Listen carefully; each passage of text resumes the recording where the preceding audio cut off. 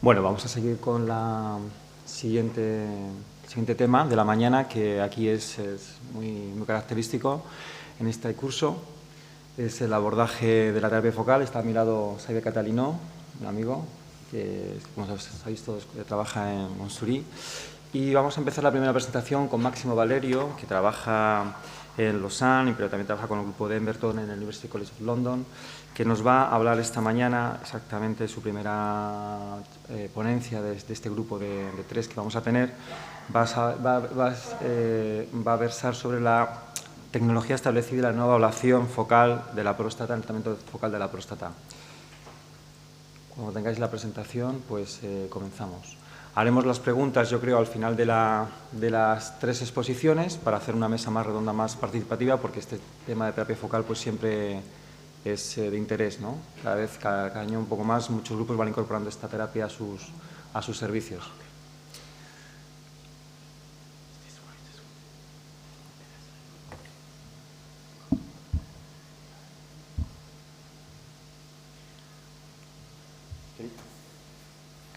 Okay, so thank you, Ander, and thank you to the whole organizing committee for inviting me today. I really appreciate your passion, your efforts to organize this meeting. I think it's very difficult for us who are in academic centers. I can't imagine what it is for you in a private one, so really thank you for getting all us here. Lo siento, mi español no está muy bueno para hablar en español, entonces será en inglés, pero si tenéis preguntas al final, lo entiendo todo. So I will speak about new and established technologies in focal ablation of the prostate. The field is moving very quickly, and you will see that it's going to be very difficult for us to incorporate this in our practice of every day. So this is how my presentation is going to be done. First of all, really one slide for the rationale for those who are not faced to focal therapy at present, and then what we call established technologies and which are the novel ones, and then some perspective for the future.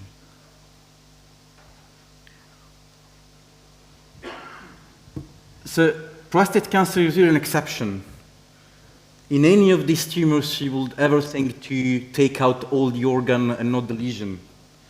And this is a limitation not of the organ, but this is a limitation of our technology and our diagnostics. You will not think to take out all the brain for a small lesion. You will not think to take out all the lung, and so on.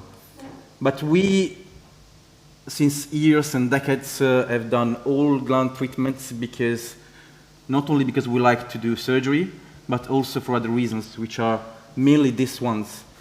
First of all, prostate cancer exhibits a lot of multifocality, so there are many lesions. Second, in the era in which we were doing a random biopsy, we could not even think to treat in a focal way. And third, we didn't have the technology to do so. And surgery, which we know how to do, is not the best one to treat in a partial way for the prostate, as opposite to many other organs like kidneys and all the things we know. Now, one of the things is that it's very difficult in our field, because one thing is to evaluate one technology, which might be IFU or laser or whatever, and the other thing is to evaluate the concept. The concept is not validated because we don't have prospective assessment, as we know. In the long term, it's very difficult in the field of intermediate risk and low risk disease to find any survival benefit. But this is very important. We cannot combine the assessment of the concept and the technology because they are very distinguished. And in my presentation, I will only treat about the technology.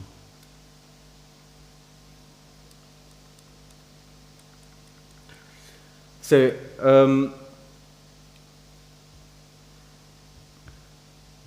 looking at the technologies we have, a few months ago we did a systematic review in which we look at the different Kyber energies which have ever been assessed in the literature.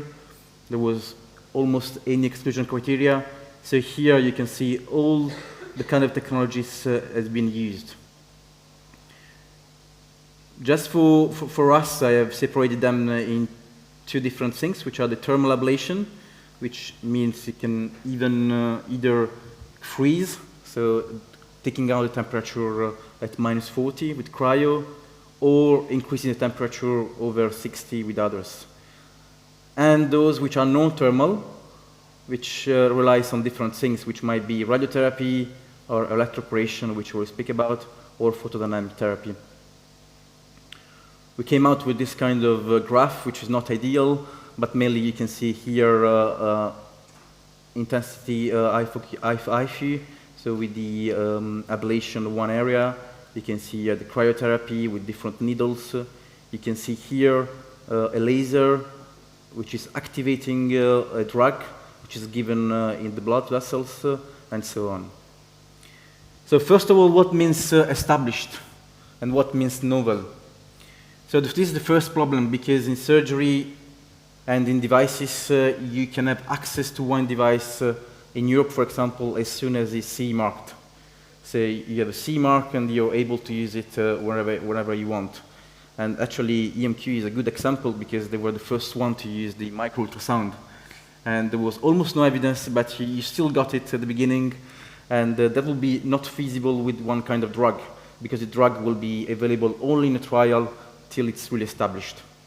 So in this thematic review, we'll look at the number of studies which were done with either kind of device and the stage of assessment, which a combination of the kind of outcome, the design of the studies, and we came out with this. And in my presentation, I will talk about established, looking at IFU and cryo, and photodynamic therapy, which is already established, and laser. I will not go through this because Dr. Guy has much more experience than myself, and we'll talk about this later on. Radiofrequency is in, but there is only one trial, which is in '98, so it's not really new. And brachytherapy, I will not talk about this, as it's a kind of radiation. I think it's less interesting for us as urologists. So I think there are two really established technologies in our practice. And this is something we do in London, this is something we do in our center in Lausanne, and this is, I treat them together because I think they are very complementary. I think you should have at least two kinds of energies to treat all patients who can be treated with focal. And so at your left, you can have a kind of MRI transfusion cryotherapy system, which you can look at the fusion, plan your treatment, and real-time controlling your ablation. This is obviously done by a transperineal approach. You can see here the needles. And this is mainly for patients who have anterior tumors. And this video is from our center in Lausanne. This is done for patients in which we try to explain the advantages and disadvantages of the technology, and really trying, this is a real patient actually, and really trying to look at how to use ultrasound and looking at the pathway. So you're looking at the MRI, how you can control the MRI, and you can do the treatment.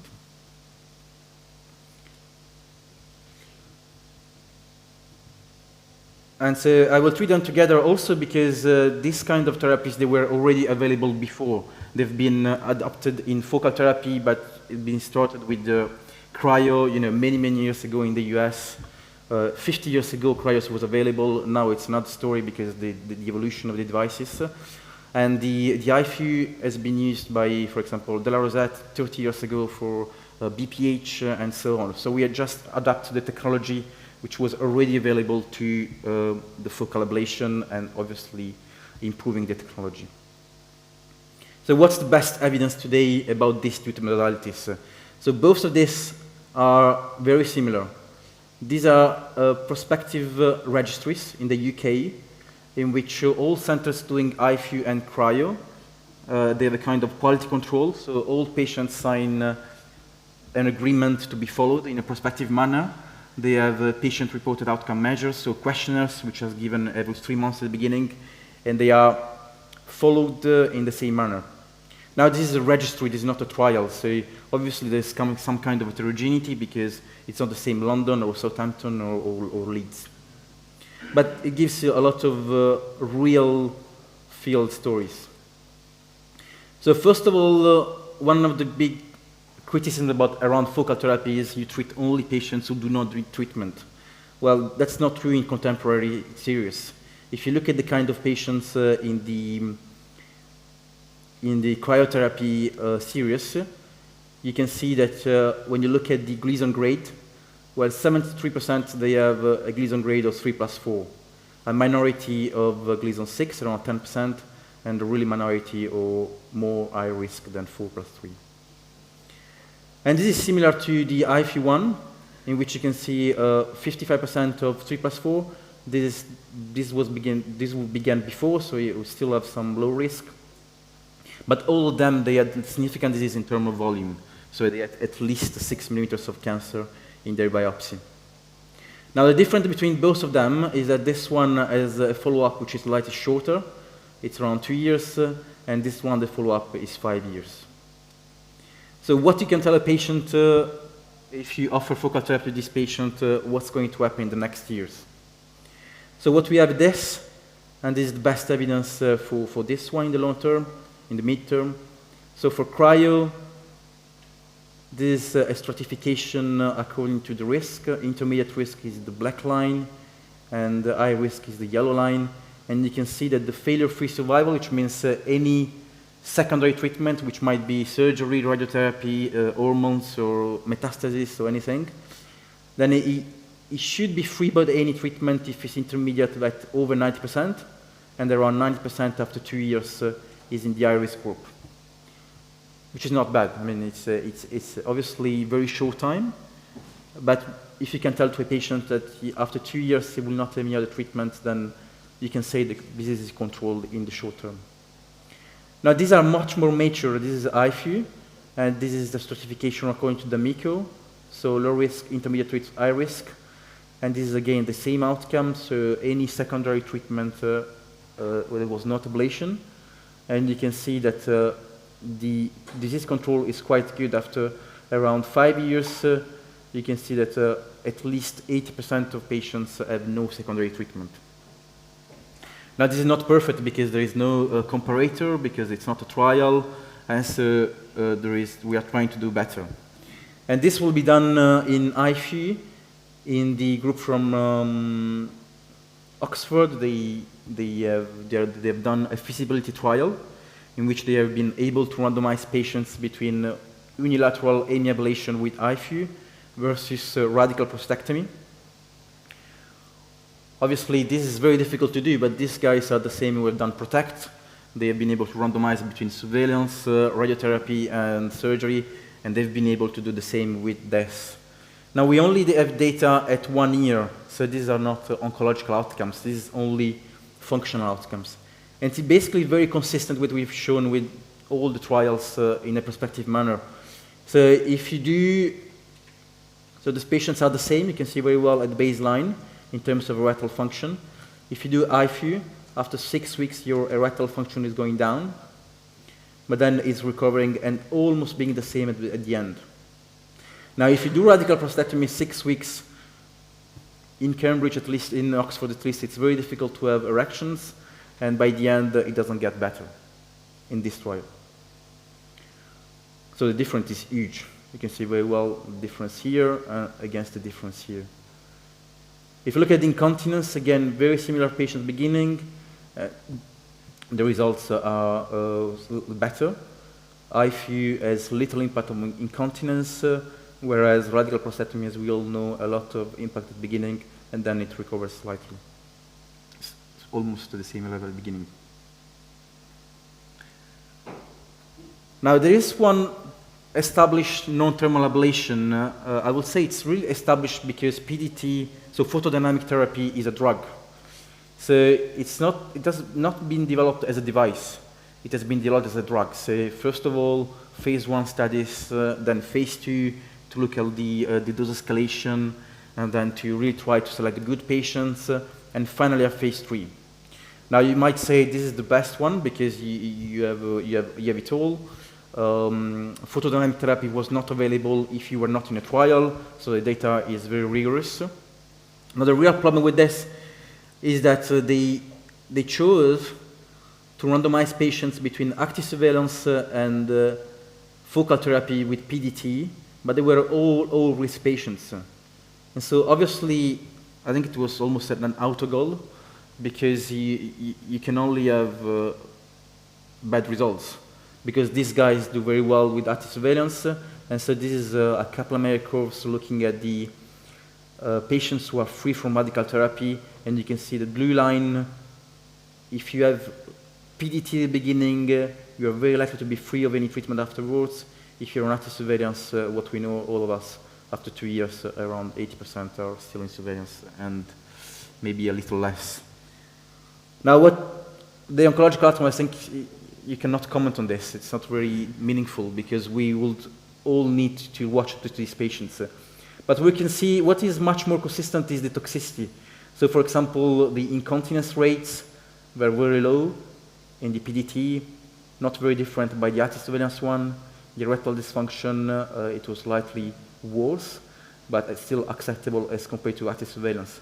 So it's established because it's very standardized. You know how to do it. You know how to follow patients. You can give really reliable outcomes, but the problem is the kind of patient they selected, and they are trying to do better in the next ones. Now, what are the new therapies we have? One of those which is, I will say, mostly interesting because of the characteristic, it's called electroporation. Electroporation is non-thermal, so there is no thermic injury, which is an advantage because thermal energies are difficult to manage. And because thermal energies have a lot of what you call the sink fact, so it's difficult to know whether you're really treating one area and not the other ones. And so electroporation is something which was used in biology to put drugs inside cells. So when you apply low energy current, you can depolarize the membrane cell, and you create little holes in the membrane cells. And if you apply for a short period of time, but enough, the cell will not be able to recover, and so will die. So the real advantage of this is that you should be able, I mean, at least theoretically, to really put the needles outside the lesion, and then to create the electroporation area within these needles, and then to completely spare what is outside, which is actually not really feasible with other things, because if you have a thermal energy, you have an area which is 80 degrees, one is 70, one is 60, and so on. So it should be neat. So this is the kind of treatment you can get. Say this is a sagittal transrectal ultrasound view. This is a catheter balloon. This is the apex, the base of the prostate. The patient is in the lithotomy position. This is a brachytherapy grid. Once you have positioned your needles, which you can see very well here as in hyperechogenic area, you have to measure the distance between the needles, because then you have to apply some characteristics to the electroporation. So I will not show the video because I don't have the time, but I just want to show you what happens to the patient, because it's really electrical current. So the patient is really squeezing during the treatment. So we tested this one in a prospective trial. We were the first one to do this. We were really positive, and we tried to select men, very selected men, 20 men in the best matter we have. These were all men who had only anterior lesions, and that's because the anterior lesion applies very well to needle-based technologies, and because if you go anterior, you have much less possibilities to have high-grade complications. And what we found here was that the erectile function was rather stable, so not a lot of difference in the long run. You can see very well. As opposite to IFU, you can see very well that at 7 days, so just after 7 days afterwards, 1 week, the erectile function was not going down so much. And that was what we were looking for, to try to decrease the complication rate. For the incontinence, you can see very well, 7 days, still the patients have a lot of symptoms, but it's recovering very well at the end. Now, we were very unhappy with the results of the biopsy. And so in those men who could refuse, who could biopsy, we found still in 1/3 of the patients significant disease, which all had at the beginning. And that was because, I think, we applied actually no margins. We really put the needles straight on the lesion, and there were no margins around. So we all know today that you should apply a margin around the lesions, otherwise you will get residual disease. Now, looking at these technologies we have, if we look at what we would like to have, we would like something which is safe. We can have a reliable targeted ablation. You can check, you can monitor during ablation. You could use in many patients, and you can have this against standard of care in a prospective manner. I think these technologies are all safe. That's really demonstrated in the trials. You can achieve a targeted ablation. Whether it's really complete or not is still to be shown in prospective manner. Now, I think one thing we really have to improve is the real-time monitoring. The real one in which you have monitoring is cryotherapy, because you have thermocouples, so you can monitor the temperature. But in many of these, you don't have any real-time feedback. So if you do IFU, you cannot rely on the truss images. If you do electroporation, you cannot as well. I think with laser, you can with thermotherapy in the MR. Many of them, they are not flexible. We cannot use one energy to all lesions, and you really have to adapt the technology to the lesion and to the patient. And obviously, we don't have a definitive assessment. So I think in conclusion, I will say that if you engage in a focal therapy program, you should really be able to offer the best technology to the patient you have. When we go to some centers to do some proctoring, you can see that they try to do the opposite. They adapt the patient to the technology, which is obviously not meaningful. I think we all want to resolve our questions, but our trials will not resolve all the questions, because, as you know, you cannot show survival in high-risk disease. It's much difficult in this kind of patients. We all want to know at best what we want, but we will not be able to assess all new devices. By this systematic review to now, there are at least 6 new devices. And when we talk about IFU, there are nowadays 7 different devices, which are all different.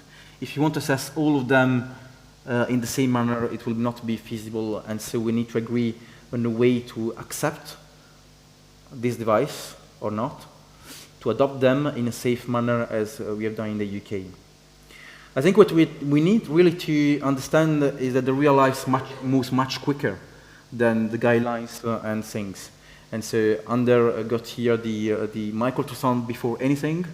And if you look at how many people today use focal therapy, that's what we have done in a survey in the EAU. By the way, I think the Spanish society had received it. These are unselected members of the EAU. And we just asked a few questions like, today, will you recommend focal therapy to a patient? And then you can see that the reply was yes in over 50% of the population. So although the guidelines are really critics with the new devices, and I mean, I respect that, I think the real life is very different than goes with the technology. So I think we have to be there. I think that nothing is forever. I would say success is not final and failure is not fatal. We can still improve every day, but to put this in practice in our days, it's a challenge. So thank you for your attention, and again, congratulations for this fantastic meeting. Yeah.